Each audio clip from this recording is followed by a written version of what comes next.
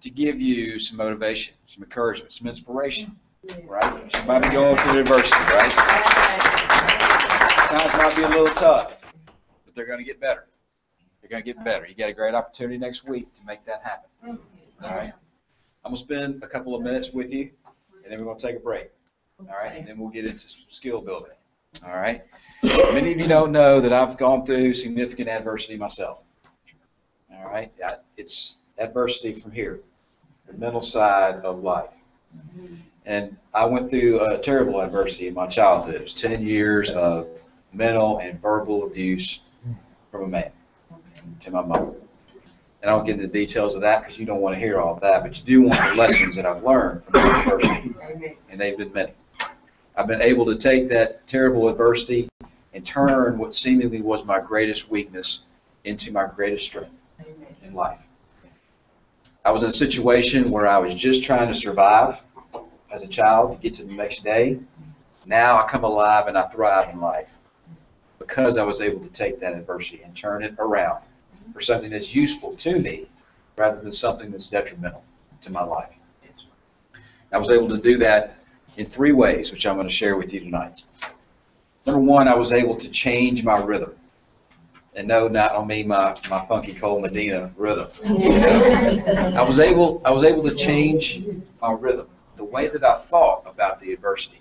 Right? Because I felt for a long time that things were being done to me. And I was able to change that around, almost by accident. And I'll tell you about that. I was driving in the car off Germantown Road. I turned on Cordova Road. I was 26 years old, driving in my Nissan Maxima, listening to an audio tape by Napoleon Hill. He was speaking on learning from adversity and defeat. I remember exactly where I was when I heard him come on the CD. He said, every disappointment, every difficult,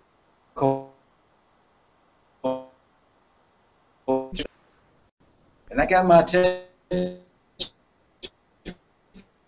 the car. So I said out loud, I said, you mean to tell me that this difficult adversity that I've gone through, you mean to actually tell me I can get something beneficial from it? That just didn't seem to make sense to me. I just couldn't get my head around that because my situation was so big and so larger than life. There's no way I felt I could get over that and have some benefit from it. That just didn't make any sense to me. I had to sit with it for a while and think about that. Think about if it was possible. But that day, listening to it, it became possible. There was a seed that was planted in me that would later grow, come to the surface and grow into something really special in my life. So I had to change my rhythm. And as I did that, I realized that this adversity and every adversity that I was suffering through my life was not something that was done to me. It was something that was being done for me. That's right. That's right. Right. That's a big shift. That is a big shift. Think about the things that you've gone through. Think about you rather than to you. And when you make that shift, you begin to change your rhythm. You begin to think about how you think about it as something that is helping you and benefiting you along the way. The second thing I had to do was apply choice. When you're in a tough, adverse situation, especially as a child, you just get to the next day. You're in survival mode, so to speak. And I was in that survival mode for quite a long time. But I realized one day after I'd gotten away from the adversity and began to live my life and try to grow some relationships, I realized that I had the choice in life.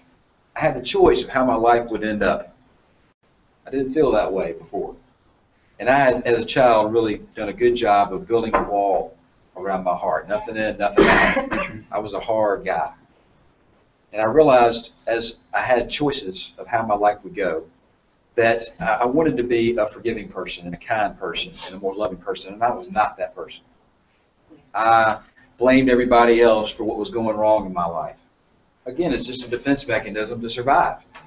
But I realized along the way that those things were not helping me build the relationships and the business relationships that I wanted. They were preventing me from having those things. And so as I began to apply choice, I realized that if I was going to be the person that I wanted to be, I had to stop blaming other people for what was happening to me. I had to take responsibility for my life, both good and bad, all of it. And I was not doing a very good job of that. I turned that around and started taking responsibility. And when I did that, I learned something very important. That with responsibility comes freedom. Yes, it is. When you take responsibility for your life, good and bad, and you're going to make mistakes. And you just stand up and say, I made a mistake, but here's what I'm willing to do to turn it around and do better the next time. And that's what life is about, right? You have to do better. And taking responsibility gives you a freedom. When I blame somebody else, I'm saying, here, you take my power because I don't want it. Right? That's what you do. When you take responsibility, you say, I'm taking my power back. It is under my control, and I might have to make some adjustments to my life to make it work the way I want to, but now I have the ability to do that in my life where I didn't before. I'll give you a great story about the power of choice. There was a carpenter. He worked for a manager, and he was building a wall for the manager. And he worked all day on this wall, and he realized at the end of the day that the wall was not level.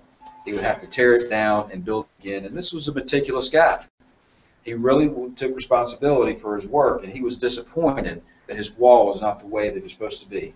He wasted materials, he wasted money, and wasted time for this manager. Now he was going to have to do it all over again. It was time to go home that day, and so the carpenter asked the manager for a ride home. He didn't have a car, so the manager obliged. As they were driving in the vehicle, the manager noticed that the carpenter was looking straight down on the floor, not saying a word. He could tell he was disappointed by his mistake.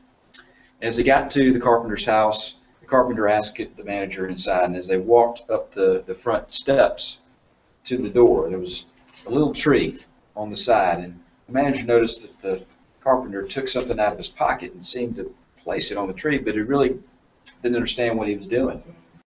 As the carpenter walked in the front door, suddenly his two children run up to him and jump in his arms, and his face changed totally. His whole demeanor changed from one of disappointment to exuberation for seeing his children.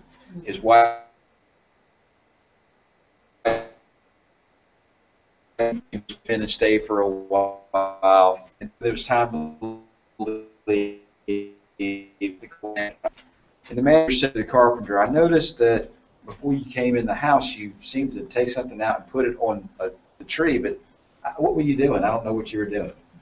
The carpenter said this. He said, every night as I come home, before I walk into my house, I take my worries out of my pocket and I place it on my worry tree. Yes. Because my wife and the kids don't deserve my bad day and my worries. I want to give the best that I can to them That's right. while I'm here, because I might not be here tomorrow. And I want to give the best that I can to these guys while I can. And I place my worries on those trees. And when I walk out the next morning, I put the worries back in my pocket. And you know, they don't seem as bad as they did the night before when I put those worries back on the trees. That's the power. That's the power of choice right there. That's a power to choose how your life is going to go. It lies with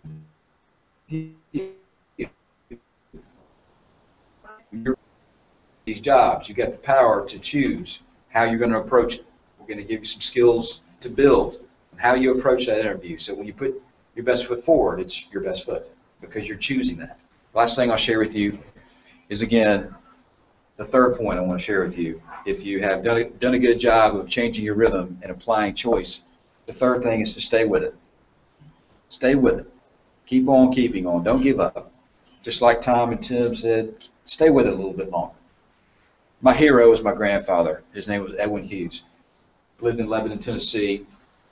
Right before I was going to get married, I went to him and I said, Granddaddy, I said, tell me what the secret to a good marriage is. And he said this. He said, life is going to be difficult. Your marriage is going to be hard. There's going to be times where you're going to just feel like there's no hope, and you're going to want to run away. He said the secret to a long marriage is just to stay with it a little bit longer. Just to stay with it a little bit longer. When it seems like there's no hope, just stay with it a little bit longer. Because the rain can't stay forever. It has to move out by law. The sun must come out again. It has to. It has to. And we give up too soon. If we'll just stay with it a little bit longer, that's all that's necessary. I'll end with this. The guy that invented these things right here, the light bulb, electric lamp, his name was Thomas A. Edison. He had difficulty trying to invent the light bulb. He struggled mightily to get there. Matter of fact, he failed 10,000 times before he finally got the knowledge to make the lamp, artificial lamp, work. He didn't struggle once, not twice, not 10 times, not 100, not 200, not 500, not 700, not 1,000, not 1,500. All right, by this time, we all would go home after this, right? 1,500 tries, we're doing something else. Not 2,000, not 4,000, not 5,000, not even 7,000, not 8,000, not 9,000, 10,000 failures before he finally got it right. Do you think he got depressed after every one of those failures? Do you think he did that? No. He changed his rhythm. He said, after each time he failed, he said, this is another way that's going to get me to the thing that's going to allow me to invent this light bulb. He changed his rhythm. He applied choice. Absolutely applied choice. He decided that he was going to go out and do a thing and invent this light bulb. And he was going to work until he absolutely found the way to do it or die trying. He applied choice. And he stayed with it a little bit longer. Matter of fact, he stayed with it a lot longer. Through 10,000 tries, he stayed with it a lot longer. We all go through adversity. We all go through defeat. But it's our ability to rise up, to keep on keeping on, to change our rhythm and think about our difficulties from a different perspective, to choose what we're going to do and then go do that thing. That's within our power. That's within your power. You got the awesome opportunity next week to do well at the job fair, get good interviews, and really hit a home run. We're going to give you some of those skills to do that here in just a minute. So, with that said, I want to thank you for allowing me to speak with you. I want to thank you for allowing Tom and Tim to speak with you. And let's give everybody a round of applause.